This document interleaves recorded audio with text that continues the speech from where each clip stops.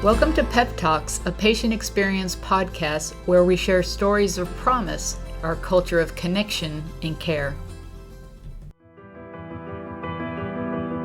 In this podcast, you'll hear from Alexander Dojcinovski, a supervisor in our experimental cell therapy department. He was a patient here before he was a team member, having endured a long and arduous treatment regimen for stage 4 Hodgkin's lymphoma. As he finished his treatment and was thinking of his future, he was so impacted and inspired by the care he received at Moffitt that he knew he wanted to be part of our mission, bringing hope to patients. As a team member, the Moffitt promise is very important to Alexander. For him, it's a reminder of why we are here, what matters most to our patients, and what we're all fighting for. My name's Alexander Dojcinovski. I've been an employee here at Moffitt for 5 years now. I work in the experimental cell therapy department. I'm one of the supervisors there. Given my background, I have a big appreciation for kind of what we do. We work on therapeutic drug products under clinical investigation. So it's exciting to be able to kind of have that opportunity to give hope to patients that have, they're at the end of the line with standard of care options. I find it very rewarding. So I'm a father of 2 kids. I got 2 boys, 13 and 7. They were my kind of motivation behind everything. The reason why I kind of had to focus on myself and get better.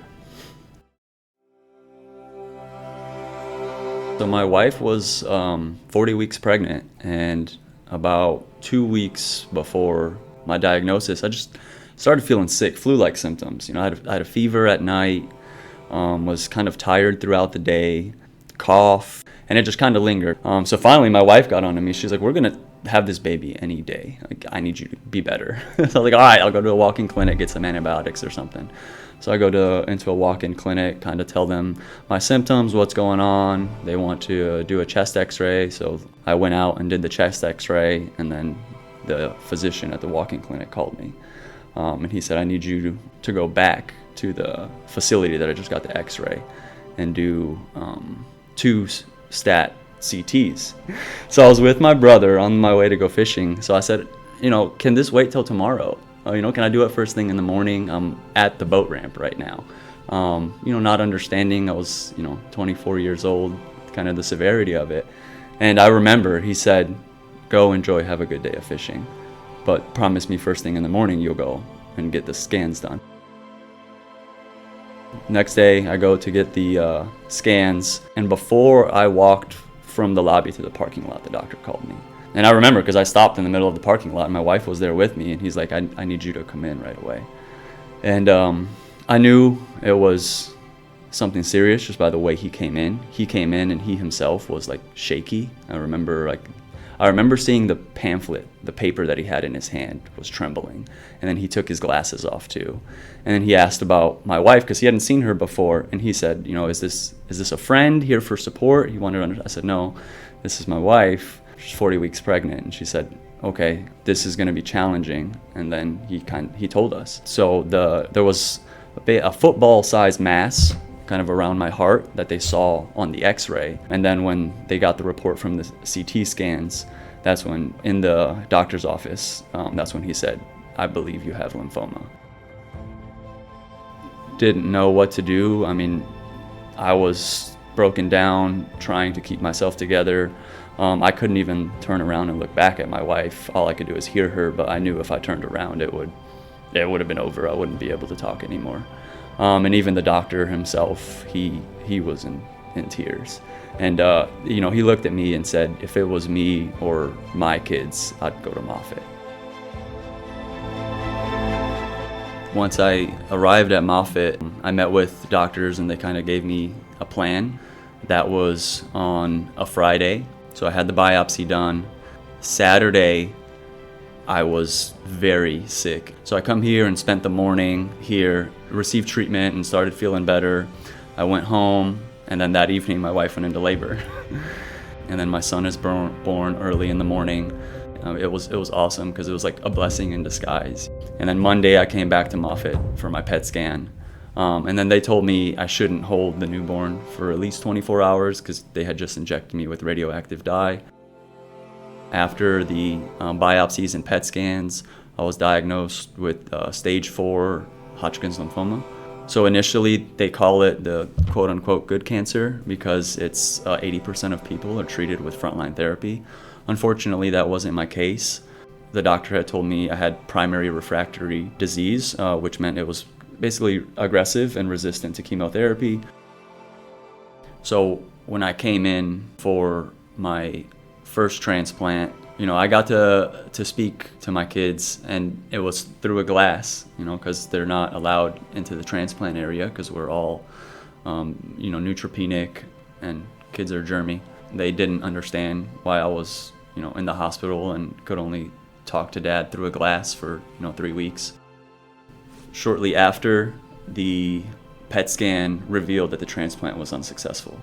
So then I switched to another therapy, and that's when the talk started about the allogenic transplant and working on donors. The best match was my brother.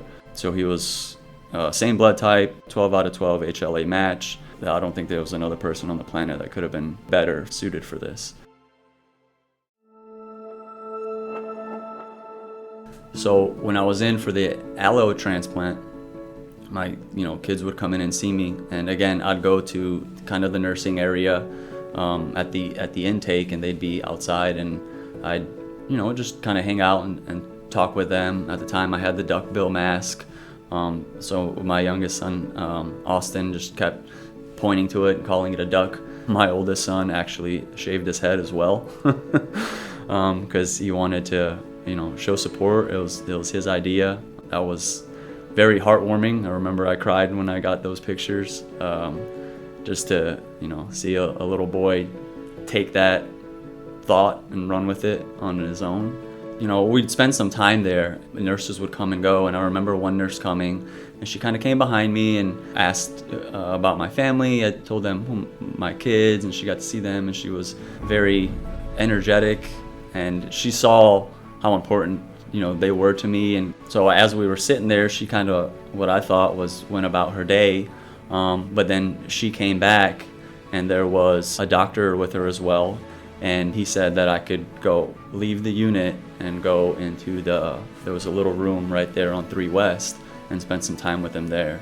And that was a big game changer for me, just being able to step out and just give them big hugs and hold on to them. Just that thought that the nurse had to even do that meant the world to me. That action that she did gave me more energy and strength, because it was like, I'm in here and they're taking care of me, but they want me to get out of here as well. They see my family here, they see my kids here, they see how important everyone is to me, and they recognize what I'm fighting for, and just gave me the opportunity to take 5-10 minutes and give them big hugs, tell them I love them, and made a very big difference. That first 6 months to a year post-transplant, I was kind of in the recovery, starting to feel much better and trying to get back into the workforce. And I wanted to come work at Moffitt because of what I had been through. I wanted to get involved. I wanted to give back, give hope to patients that are facing, these challenges. From there, I scoured the Moffitt job board, and I saw cell therapies, and it was really what I was interested in, and my education had kind of fit. So I had applied and interviewed, and they took me on, and since then I've kind of had the opportunity to work on cutting edge and upcoming treatments for patients, and I love it.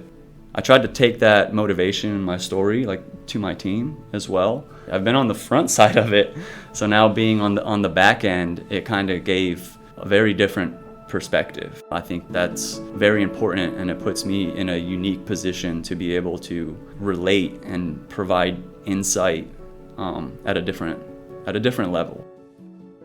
The way I inspire my team, I think the most is communicating and letting them know that we may not see the patients on the day-to-day, but we impact them every day. Whether we're in the clean room or in the lab, we're creating drug products that are going to be infused in the patients. Some of the studies that we work on my team goes to the OR, collects the tumor, from the surgeon, brings it back to our lab. We go through our process and create a drug product, and then members of our team go back and infuse this product. We don't know their individual situations, but when you're waiting for a drug product to be, manufactured for you, I know that patient is very hopeful that this product is going to help them eliminate their disease burden, hopefully eradicate it, and so they can move on with life, with their families, and get back to what's important. So walking into Moffitt, it was very, very different because I was 24 at the time, and when you walk through the doors of this big building, you don't see too many people in their 20s. It's mostly older folks that are here. I felt slightly isolated because I didn't have many people of my age to relate to or kind of see what they're going through, what their emotional state was. So it was challenging. I found out about the AYA program, the Adolescent and Young Adult program here at Moffitt when I came on as an employee. I was at a Generation M meeting, and I was sitting at the table with Amber Skinner, who's one of the leads of the AYA program. And we just kind of got to talking and, shared a little bit about myself. And so she kind of gave me some information and contacts, and I attended the meetings, and shortly after that came on board the AYA program as a patient ambassador. I find that real rewarding as well, because it takes that feeling of isolation that I had. I have now the opportunity to provide feedback on how we can improve that for future patients. How can we make AYA demographic more comfortable in Moffitt Cancer Center?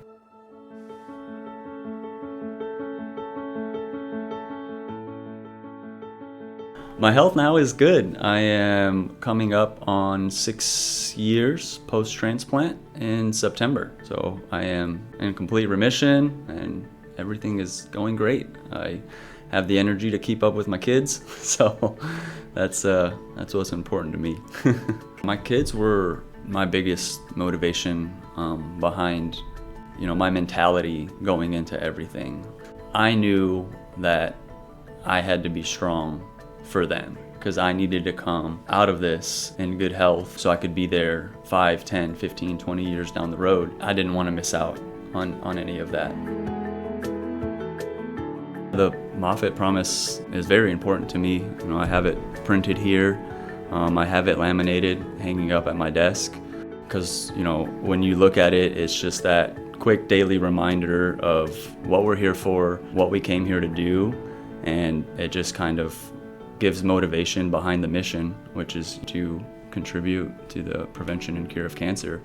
And that's the important part of what we do from the day to day. That's every decision we make feeds into the mission in some form or fashion. And I think it's just an important daily reminder that through the day-to-day grind, it's bigger than ourselves, and we have to put, as a team, all egos aside and approach this, with care, compassion, ownership, all of the components of the promise, so we can be successful. Thanks so much for listening. We hope you'll join us for our next episode of Pep Talks. Until then, keep living the promise.